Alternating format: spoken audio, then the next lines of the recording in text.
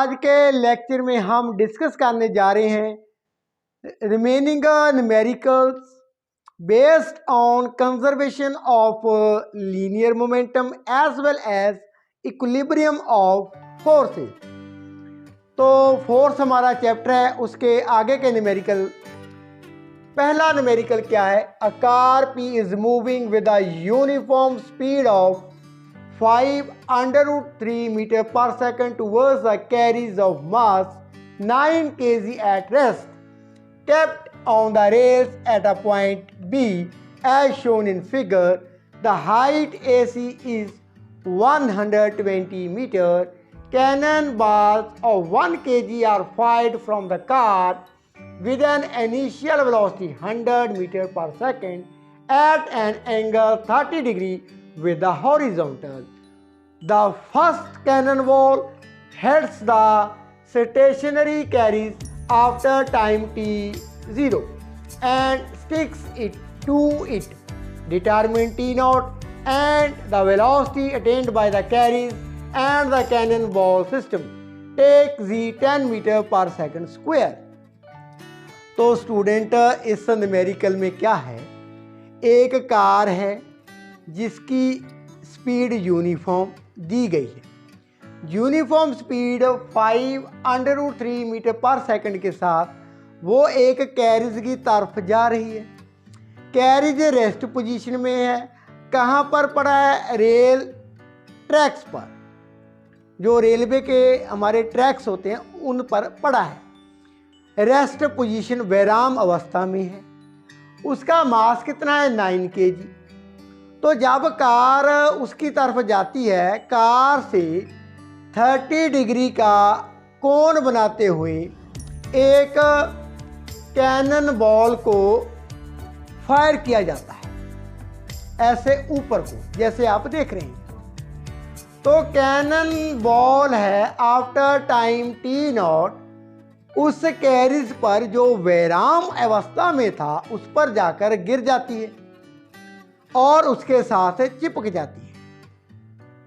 Now जब cannon ball carriage के साथ चिपक जाती है तो ये एक सिस्टम बन जाता है। अब carriage as well as cannon ball एक सिस्टम है, वो गति में आ जाता है। वो velocity, the velocity attained by the carriage, ये हमने फाइंड करनी है। एंड कैनन बॉल सिस्टम जो समय लेता है t0 मीन्स जब वो कार से फेंका जाता है और जाकर हिट करता है कैरिज के साथ, उसने कितना समय लिया, एक तो ये फाइंड करना है और एक फाइंड करना है अब सिस्टम की वेलोसिटी क्या होगी। तो आइए स्टूडेंट, इसको हम विद द हेल्प ऑफ पहले एक डायग्राम बना लेते हैं, then we will be solve it. तो स्टूडेंट ये रही diagram. Car moving with uniform speed 5√3 metre per second. एक कैनन बॉल को फायर किया गया है। मेकिंग एंगल कितना है? 30 डिग्री। कैनन बॉल का मास कितना है? 1 किलोग्राम। वेलोसिटी कितनी है? 100 metre per second. Making angle 30 degree with horizontal. अब जैसे ही कैनन बॉल को फायर किया जाता है उसके पश्चात ये एक पैराबोलिक पाथ को फॉलो करता है, अडॉप्ट करता है। मीन्स जब कैनन बॉल को फायर किया जाता है ये ऊपर को भी गति में है एंड आगे को भी गति में, मीन्स वर्टिकली अपवर्ड जाता है, उसके पश्चात डाउनवर्ड आता है। इसके साथ साथ ये हॉरिजॉन्टल डिस्टेंस भी तय करता है, दूरी तय करता है। ऊपर को भी दूरी तय करता है, आगे को भी दूरी तय करता है। तो जो वेलोसिटी है कैनन की इसको हम फर्दर टू कंपोनेंट्स में ब्रेक कर लेंगे, velocity component along horizontal and velocity component along vertical. So student, मैंने लिख लिया है mass of carriage, mass of cannon ball, speed of car, velocity of cannon ball. Now velocity along horizontal, इसे हम Vx मान लेते हैं, वो क्या होगी, Vx equal to V cos कितना एंगल है 30 डिग्री।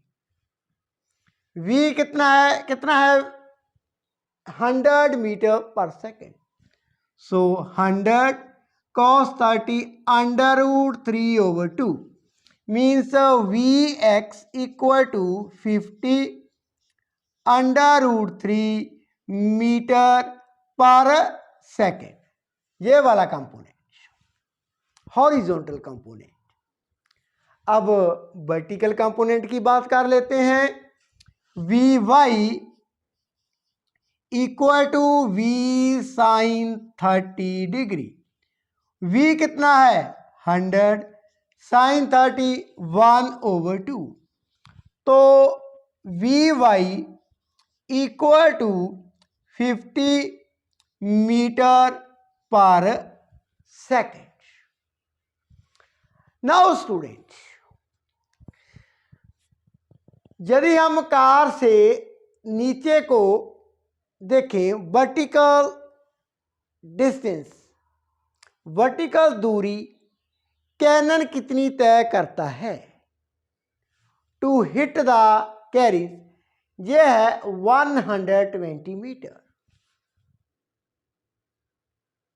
डिस्टेंस इतनी दूरी तय करता है along vertical to hit the carriage. लेकिन जब उसे फेंका जाता है, उसका जो वर्टिकल कंपोनेंट है, means initial velocity along vertical, initial velocity along vertical, वो क्या होगी Vy इक्वल टू, मैं जहां पर पॉजिटिव मानकर चला हूं, कितनी फाइंड की है 50 मीटर पर सेकेंड। बॉल ऊपर को जा रही है, cannon ball, acceleration due to gravity नीचे को, दैट मीन्स G क्या है -10 मीटर पर सेकेंड स्क्वायर। तो इस केस में दूरी भी क्या है S, that is negative 120 metre. Time T0 ये हमने फाइंड करना है। Initial velocity along vertical means U किसके इक्वल है Vy की। वर्टिकल कंपोनेंट ऑफ वेलोसिटी किसकी, कैनन बॉल की। तो यहां पर स्टूडेंट अब मैं क्या करने जा रहा हूं, I am using position time relation. वो क्या होता है S equal to ut plus half AT²। इसे मैंने अच्छी तरह से एक्सप्लेन किया था प्रीवियस चैप्टर्स में। इनके रिलेटेड बहुत से न्यूमेरिकल हमने डिस्कस ऑलरेडी कर लिए है। You can also watch those videos. Now S कितना है -120, U कितना है U 50 multiply by T0 plus half, acceleration हमें रिकमेंड की गई है 10 मीटर पर सेकंड स्क्वायर, बट यहां पर क्या है -10 मल्टीप्लाई बाय T0 स्क्वायर। ये हमने फाइंड करना है समय। तो स्टूडेंट इस इक्वेशन को 10 के साथ डिवाइड कर देते हैं बोथ साइड, -12, ये बन जाता है 5 T0 plus half -1 T0 square. 2 के साथ अब मल्टीप्लाई कर देते हैं इस इक्वेशन को, -24 equal to 10 t naught minus t naught square. Now student, इनको लेफ्ट हैंड साइड ट्रांसपोज कर लेते हैं। इक्वेशन बन जाती है t naught square minus 10 t naught minus 24 equal to 0। Now this is a quadratic equation. अब इसको सॉल्व कर लेते हैं, टी नॉट की वैल्यू को फाइंड कर लेते हैं। स्टूडेंट, जो क्वाड्रेटिक इक्वेशन बनी थी t naught square minus 10 t naught minus 24 equal to 0। तो अब टी नॉट क्या होगा, minus of minus b plus minus b square minus 4ac over 2a। ये हमारा formula, minus b plus minus b square minus 4ac over 2a। तो जब value मैंने substitute की है तो हमारे पास टी नॉट 10 प्लस माइनस ये 14 बन जाता है ओवर 2।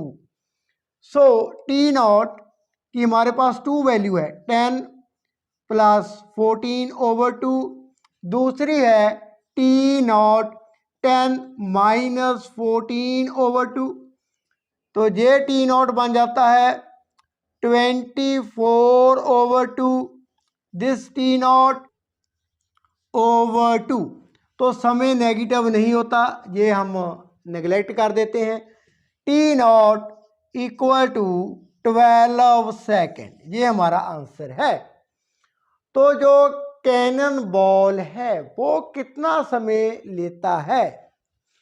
जब वो कार से फेंका जाता है और जाकर हिट करता है कैरीज को जो रेल ट्रैक पर पड़ा होता है, कितना समय लेता है? That is 12 second. अब स्टूडेंट्स, हमने वेलोसिटी फाइंड करनी है जब कैनन बॉल कैरिज के साथ जाकर चिपक जाता है। तो स्टूडेंट, कैनन बॉल का पहले का momentum, initial momentum P initial equal to P final, means जो सिस्टम है उसका इनिशियल मोमेंटम किसके इक्वल होता है? सिस्टम के फाइनल मोमेंटम के इक्वल होता है। This is a principle of conservation of momentum.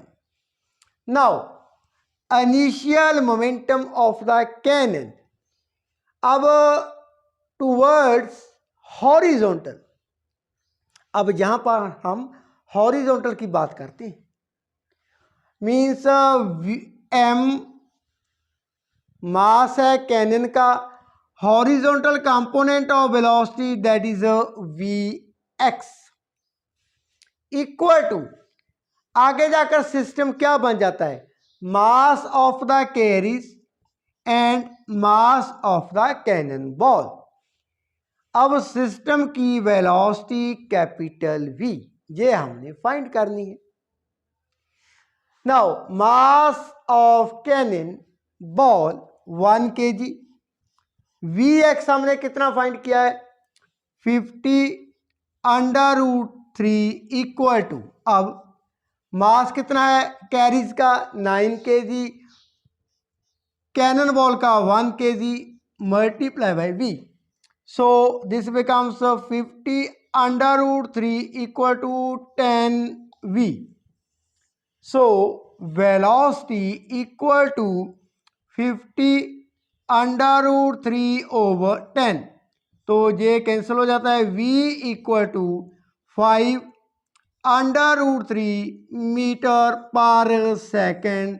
अब ये वेलोसिटी है कैरिज की जब उसके साथ जो कैनन बॉल है वो फिक्स हुआ होता है। तो इस वेलोसिटी के साथ 5 अंडर रूट 3 मीटर पर सेकंड के साथ वो कैरिज क्या है? मूव करने लग जाता है। आइए स्टूडेंट्स आगे का न्यूमेरिकल डिस्कस कर लेते हैं। Students, in the second numerical Two masses M1 and M2 are connected by a string and two pulleys as shown in figure. If the mass of the pulleys are negligible, find the acceleration of both the masses. तो student ये रही diagram, इसमें क्या है, to masses हैं, दोनों masses आपस में एक स्ट्रिंग के साथ अटैच है, बीच में टू पुलीज हैं और स्ट्रिंग यहां पर फिक्स किया गया है एक साइड, एंड पुली की एक पुली है जो वो भी यहां पर फिक्स की गई है। ये पुली क्या है, मूव करती है। अब एक्सेलरेशन हमें बताई गई है, ये ऊपर को है, ये क्या है, नीचे को। दैट मीन्स ये मास ज़्यादा होगा, ये नीचे को आ रहा है, ये क्या है, ऊपर को जा रहा है। हमने दोनों मासेस की एक्सेलरेशन को फाइंड करना है। तो सबसे पहले हम फोर्सेस की बात कर लेते हैं। फॉर मास M1, इस पर कितना बल लग रहा है? ये जो मास है इसे gravity, acceleration due to gravity means weight acting vertically downward, ये फोर्स बल नीचे को है, टेंशन क्या है, ऊपर को है। इस केस में जो टेंशन है अब टू स्ट्रेंथ पर लग रही है, मीन्स स्ट्रेंथ तो एक ही था, अब फर्दर टू पार्ट्स में डिवाइड हो जाता है, उसका विभाजन हो जाता है। तो इक्वल टेंशन लग रही है स्ट्रिंग पर, यहां पर भी, यहां पर भी। जो वेट है नीचे को है, टेंशन ऊपर को है, लेकिन इस केस में टेंशन ज्यादा है as comparison to weight of the body. Now तो नेट बल कितना लगा? नेट बल है 2T minus M1G equal to, according to Newton second law of motion, force equal to mass into acceleration. Mass कितना है? M1, acceleration A1। इसे मान लेते हैं इक्वेशन नंबर 1। अब स्टूडेंट आगे की बात करते हैं। फॉर मास M2, यहां पर भी वेट एक्टिंग वर्टिकली डाउनवर्ड है, मास इनटू ग्रेविटी। टेंशन कितनी है? यहां पर अब एक ही टेंशन है, वेट नीचे को, टेंशन ऊपर को, लेकिन जो मास है वो क्या नीचे को आ रहा है इस केस में। दैट मीन्स वेट ज्यादा है एज कंपैरिजन टू टेंशन। तो नेट फोर्स निकाल लेते हैं। नेट फोर्स है M2G minus T equal to M2A2। इसे मान लेते हैं इक्वेशन नंबर 2। अब हम इक्वेशन नंबर 1 से टेंशन की वैल्यू फाइंड कर लेते हैं। 2T minus M1G equal to M1A1। 2T इसे राइट हैंड साइड ट्रांसपोज कर देते हैं। 2T equal to M1A1 plus M1G। अब 2 के साथ डिवाइड कर देते हैं। T equal to M1A1 plus M1G over यहां पर 2 आ जाता है। तो इसे सब्स्टिट्यूट कर देते हैं इक्वेशन सेकंड में। पुट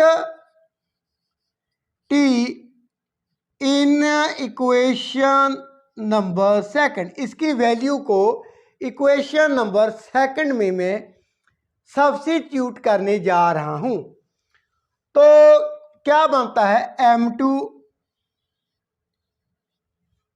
g माइनस टी कितना है, m1 a1 plus m1g over 2 equal to m2 a2। Now student इसको फर्दर सॉल्व कर लेते हैं।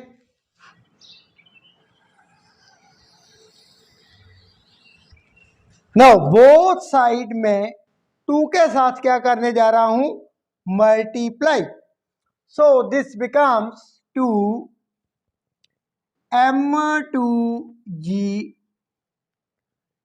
माइनस, अब ये भी माइनस बन जाएगा, ये भी माइनस बन जाता है, m1 a1 minus m1 g। अब 2 को मैं राइट हैंड साइड भी मल्टीप्लाई कर देता हूं, 2 टाइम्स m2 a2, ये रही इक्वेशन नंबर 3। अब स्टूडेंट देखें, यदि ये मास x दूरी तय करता है नीचे को, जो स्ट्रिंग के साथ अटैच है, ये मास कितनी दूरी तय करता है, ऊपर को।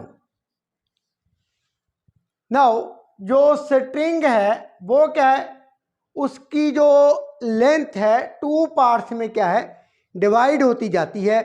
जैसे जैसे ये पुली ऊपर को जाती है, जैसे जैसे मास m1 ऊपर को जाता है, तो ऊपर को ये कितनी दूरी तय करता है, x ओवर 2। मीन्स इस केस में वेलोसिटी भी कम होती है, 1 over 2 velocity of m2। Acceleration भी आधी होती है इन कंपैरिजन ऑफ a2। तो स्टूडेंट अब a1 को यदि हमने लिखना हो तो कैसे लिखेंगे, a1 किसका हाफ है, a2 का। यदि a2 को डिवाइड करते हैं 2 के साथ, तब हमारे पास एक्सेलरेशन a1 के वो इक्वल है। दैट मीन्स a2 कितनी है, 2 टाइम्स a1, इसे मान लेते हैं इक्वेशन नंबर 4।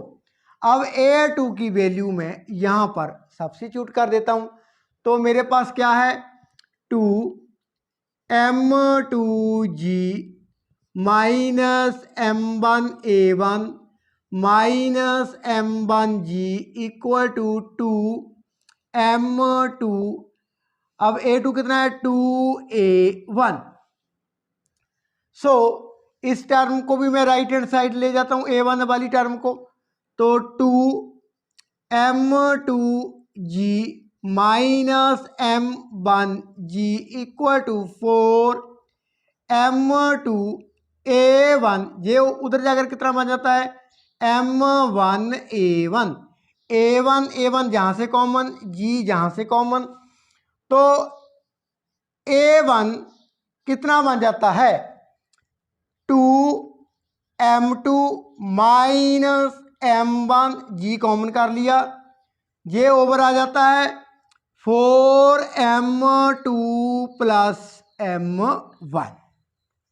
ये रही एक्सेलरेशन a1, मास m1 की। अब a2 कैसे फाइंड करेंगे, यहां से इक्वेशन 4 से a2 क्या है, 2 टाइम्स a1, मीन्स इसे हम 2 के साथ मल्टीप्लाई कर देते हैं, यह बन जाता है 2g 2 m2 minus m1 over 4 m2 plus m1। ये रही मास m2 की एक्सेलरेशन, यही हमने फाइंड करनी थी। Now students, in the coming video और न्यूमेरिकल इस चैप्टर के रिलेटेड हैं जो वो मैं करवाने जा रहा हूँ। Thank you so much for watching.